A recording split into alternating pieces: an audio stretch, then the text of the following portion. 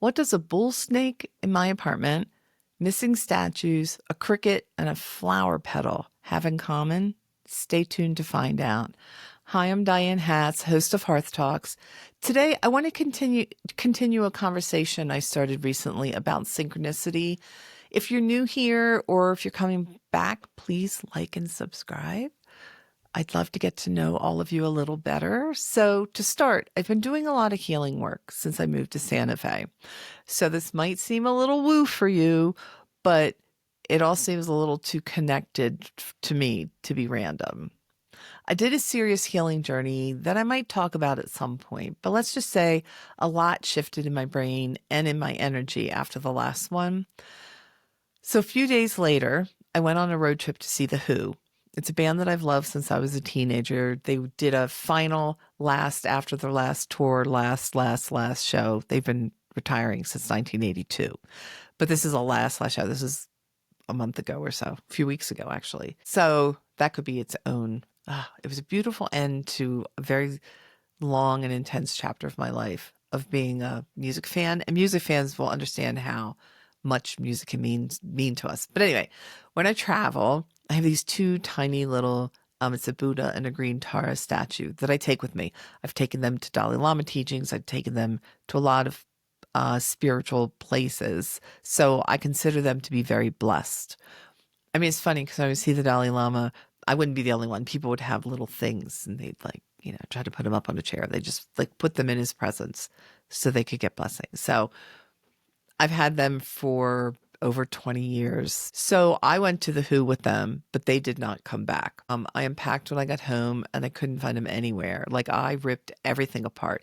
And I usually keep them in this backpack, and I just took everything out of the backpack. I even contacted the hotel just to see if I had accidentally left them behind. And they weren't anywhere. So a week or so later, I looked down my hall and I'm like, what is that? It looked like a piece of leather, it's like a leather in an S shape. When I got closer, I realized it was a snake. Now, I will say, I don't know if I have the energy to put the photo. I took a photo after I got it outside, but it was small. In the photo, it looks like it's 10 feet long. It was maybe 14 inches, like thickness of a pencil, I'd say. But it still scared the crap out of me because it was a snake in my apartment. And bull snakes, they mimic rattlesnakes. They'll coil and they'll hiss, even little ones. So I'm standing there, I'm like, what am I going to do? Oh my God. The fear of a snake loose in my bedroom was more than the fear of me catching it. So anyway, I found a container, caught it, took it outside.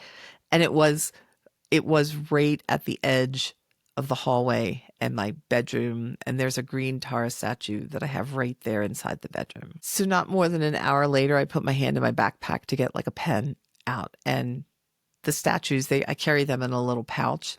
The pouch with the statues came out, and I'm telling you, I took everything out of that pouch, that pocket of my backpack. It was weird. So fast forward a couple days, I go outside. I like to feed birds, and I put a little bird seed out every day. And there was this beautiful red flower petal on my patio wall. Now, it's fall here in Santa Fe. There are no red flowers anywhere. So I was like, well, I don't know where that came from. So I went inside. I'm like, well, what should I do? Should I leave it there? Should I? And I opened the door, and it had blown to right in front of the patio door. I'm like, okay, I'm bringing it inside. And I put it by the statues. So let's go on a day or two after that. And see, again, this is just inside my bedroom door, not more than a foot from where the snake had been. There was looked like a smudge on the carpet. It was dark. It was darkish still, so I couldn't really see. And it was right in front of where my Tara statue is. So I looked down and I realized it's a cricket. So I caught the cricket. It was a big cricket for here. Usually the ones I find in the house are small, but it was just standing there. I mean, they're not easy to find or to catch, but I got this cricket. Again, release it outside. So I'm like, wonder what this means. Wonder if this means anything. So of course I went to ChatGPT and I put in the whole thing. And this was, I wanted to tie it in with the healing work I've done to see if this all meant anything. So I'm going to read to you what Chat said. You're standing at a threshold of renewal where intuition becomes embodiment. The baby bull snake marks grounded transformation, shedding old skin and awakening new power. The small Buddha and the green Tara statues, reappearing, signal protection, compassion, and spiritual guidance, returning to visibility in your life. The flower petal on your patio speaks of grace, beauty, and impermanence, reminding you that change can be tender. And I've been going through a lot of change. And the cricket before Tara's feet completes the message, a call to listen inwardly, trust your timing, and let your voice emerge from stillness. Together, they affirm that your spiritual and creative work are aligning in harmony, guided by both the earth below and the unseen blessings around you. Now, some people might scoff at this, and well, to be honest, if you're still here at this point, you probably understand what this is, what this is all about. But I got to be honest, I have compassion for people who don't see the awe and the wonder.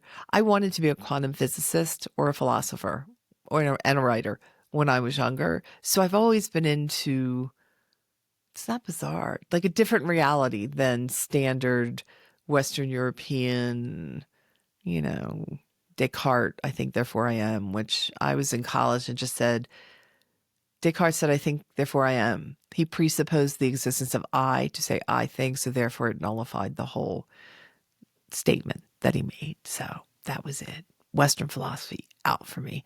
But there are signs, there's beauty, there's so much that goes around us every day. It's our not responsibility, but it's up to us to see it, to choose to see it, to heighten our intuition, to want to see it. I just feel like all of those things happening because I was freaked out about the snake for a while. And like when I caught him, he wasn't all the way in the container, so I could feel the energy, like I'd feel his body. And I'm just saying out loud, please just let me catch you because I don't want to hurt you. But I could feel the strength even in this small being. Like I could feel it's not just its strength. I could feel its presence and its consciousness and its sentience. It was pretty crazy. Anyway, I feel blessed that I had that experience. I mean, have you had anything like that? If so, share, let me know. And may you find beauty everywhere you go in life. Thank you.